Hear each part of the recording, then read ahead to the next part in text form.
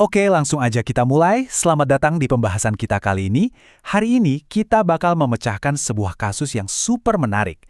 Bayangin aja, kita ini lagi jadi detektif akuntansi yang harus ngebongkar misteri tugas akuntansi manajemen. Kita bakal kupas tuntas semua angka-angkanya dan nemuin jawaban yang paling tepat sama-sama. Gimana, udah siap? Nah, agenda kita simple aja. Pertama, kita lihat konteks tugasnya. Terus, bukti finansial. Lanjut ke misteri pertama soal tingkat penyerapan dan misteri kedua tentang pembebanan job X. Terakhir, kita tarik kesimpulan akhir. Bagian pertama, konteks tugas, menyiapkan suasana. Biar kebayang, dokumen sumber yang lagi kita bedah ini beneran datang langsung dari Universitas Esa Unggul loh. Lebih spesifiknya, ini tugas 6 dari mata kuliah akuntansi manajemen untuk sesi KJ 101. Jadi, kita tuh lagi ngelihat materi perkuliahan nyata di lapangan yang tujuannya buat nguji sejauh mana pemahaman mahasiswa soal cara sebuah perusahaan ngalokasiin biayanya. Seru kan? Terus, coba perhatiin deh aturan mainnya. Lumayan bikin deg-degan nih. Ada batas maksimal yang ketat banget, cuma 200 kata. Bayangin, Anda dituntut buat nulis jawaban yang super ringkas, tapi harus langsung kena sasaran. Belum lagi, ada peringatan keras soal nyontek atau plagiat. Kalau ketahuan, wah, auto dapat nilai 0 mutlak. Ini benar-benar maksa kita buat ekstra teliti dan ngerjain semuanya pure dari pemikiran sendiri. Masuk ke bagian 2, bukti finansial, membedah data.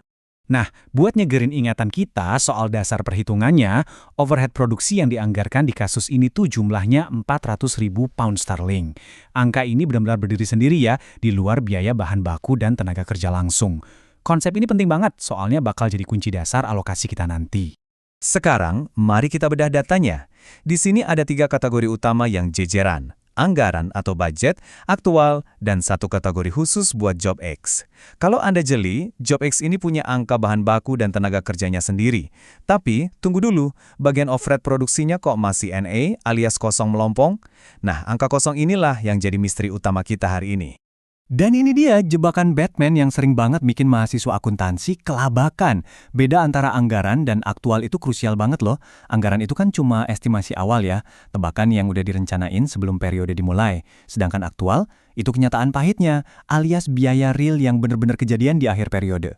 Sering banget nih mahasiswa kejebak milih jawaban yang salah gara-gara nyampur adukin 2 data ini pas lagi ngitung tarif. Jangan sampai kita ikutan salah ya. Biar lebih gampang ngebayangin porsinya, coba deh kita lihat komposisi anggaran awalnya. Tenaga kerja langsung dan overhead produksi itu ternyata punya bobot yang sama besarnya, masing-masing 400.000 pound sterling. Sementara itu, bahan baku langsung ngambil porsi yang agak kecilan, yaitu 200.000 pound sterling. Memahami komposisi ini ngebantu banget buat ngeliat struktur biaya perusahaannya secara utuh, sebelum kita mulai main hitung-hitungan rumit. Oke, bagian 3, misteri pertama, tingkat penyerapan. Nah, pertanyaan pertama kita bunyinya begini. Berapakah tingkat penyerapan overhead produksi untuk periode tersebut berdasarkan persentase biaya bahan baku langsung? Pilihannya ada A, 100%, B, 143%, C, 164%, atau D, 200%. Insting detektif Anda bilang yang mana nih yang benar? Oke, kita kerjain hitung-hitungannya pelan-pelan aja. Langkah pertama, tentuin dulu pembilangnya. Kita harus ngambil overhead produksi yang dianggarkan. Ingat ya, yang dianggarkan. Nilainya 400.000 pound sterling. Sekali lagi, wajib pakai angka anggaran ya. Terus langkah kedua, kita cari penyebutnya. Karena di soal dimintanya berdasarkan persentase bahan baku langsung, ya kita masukin nilai bahan baku langsung yang dianggarkan, yaitu 200.000. Langkah terakhir, tinggal kita bagi deh. 400.000 dibagi 200.000, hasilnya 2. Yang kalau dijadiin persentase, boom, jadi 200%. Jadi udah pasti jawabannya yang D, yaitu 200%.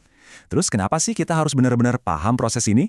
Soalnya, kalau Anda lihat pilihan C, yang 164% itu, wah itu pengecoh yang jenius banget. Pilihan itu sengaja disiapin buat jebak mahasiswa yang panik dan malah pakai data aktual. Kalau Anda ngebagi 460.000 sama 280.000, pasti dapatnya yang C. Makanya, ingat aturan emasnya, selalu pakai data anggaran buat nentuin tarif penyerapan di awal. Kita lanjut ke bagian 4, misteri kedua, pembebanan job X. Peranan berikutnya bawa kita ke tantangan yang beda lagi. Berapakah overhead produksi yang bakal dibebankan ke job X kalau tarifnya didasarkan pada jam mesin? Pilihannya ada A, 6.000 pound sterling, B, 6.900, C, 7.500, dan D, 24.000 pound sterling. Nah, Di sini kita harus ekstra jeli, soalnya fokus pembebanannya udah geser. Kita nggak lagi pakai bahan baku langsung, tapi sekarang kita pakai patokan jam mesin. Ini ibarat persamaan dua babak yang harus kita lewatin. Babak pertama, kita cari dulu tarif per jamnya. Kita tarik lagi angka overhead dianggarkan yang 400.000 tadi, terus dibagi sama jam mesin yang dianggarkan, yaitu 80.000. Ketemu deh hasilnya 5 pound sterling per jam mesin. Babak kedua, kita fokusin perhatian ke angka-angka milik JobX. Di sana tercatat kalau JobX butuh 1.500 jam mesin. Jadi tinggal kita kaliin aja 1.500 jam itu sama tarif 5 pound sterling yang barusan banget kita dapat. Dan yup, kita dapat hasil akhirnya. Pilihan C senilai 7.500 pound sterling. Persis kayak pertanyaan sebelumnya, si pembuat soal naruh ranjau lagi di sini. Pilihan B yang nilainya 6.900 itu murni opsi jebakan. Itu buat nangkep bahasa mahasiswa yang nggak sengaja ngitung tarif per jam pakai data aktual yang tarifnya cuma 4,6. Benar-benar cerdik ya pembuat soalnya, mereka tahu banget di mana titik lengah kita. Terakhir, bagian 5, kesimpulan akhir akuntansi. Jadi, poin krusial yang bisa kita tarik dari sesi ini adalah kita berhasil mecahin kedua misteri perhitungan tadi. Dan hebatnya lagi, tetap bisa dijelasin dengan rapi di bawah batas ketat 200 kata. Pelajaran berharga buat kita semua, selalu gunakan angka anggaran tiap kali mau nyari tarif penyerakan awal. Opsi-opsi jebakan tadi benar-benar jadi pengingat betapa bahayanya kalau kita sampai ketukar antara estimasi awal dan realita di akhir. Dan misi utama kita sukses. JobX ternyata menyerap biaya overhead senilai 7.500 pound sterling.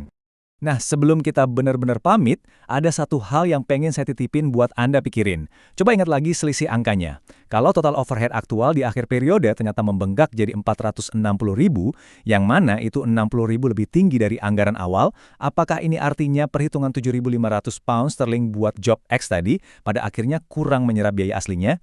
Ini dia nih, realita kejam di dunia akuntansi bisnis, di mana angka anggaran yang diam aja harus berhadapan sama biaya aktual yang dinamis dan bisa berubah kapan aja. Coba deh direnungkan. Teruslah semangat belajar, dan sampai jumpa di analisis kita selanjutnya.